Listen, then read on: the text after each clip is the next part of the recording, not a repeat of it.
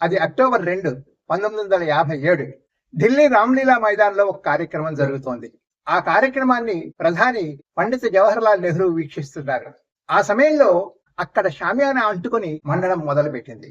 హరీష్ చంద్ర ప్రాణాలకు తెగించి నెహ్రూ గారిని నిరపాయకరమైన చోటికి చేర్చాడు. ఆ తర్వాత అక్కడున్న 20 అడుగుల స్తంభాన్ని ఎక్కి మండుతున్న షామియానా గుడ్డను కత్తిరించాడు. అతని చేతులు కూడా బాగా కాలిపోయాయి. వందల మంది జనాన్ని అగ్ని ప్రమాదం నుంచి కాపాడాడు. పండిత నెహ్రూ చలించిపోయి ఆ సందర్భం గుర్తుండే విధంగా సాహస బాలల అవార్డు, బ్రేవరీ అవార్డ్స్ నెలకొల్పాడు. ప్రతి సంవత్సరం 16 ఏళ్ల లోపు 25 మంది బాలబాలికలకు ఈ అవార్డు ప్రదానం చేస్తారు. అలా హరీష్ చంద్ర ఆనాటి భారత ప్రధాని రక్షించిన బాలుడిగా మొదటి సాహస బాలల అవార్డు అందుకున్నాడు. ఈనాడు దాదాపు 80 ఏళ్ల హరీష్ చంద్ర అనామక జీవితం గడుపుతున్నాడు. అతని గురించి చాలా కొద్ది మందికే తెలుసు.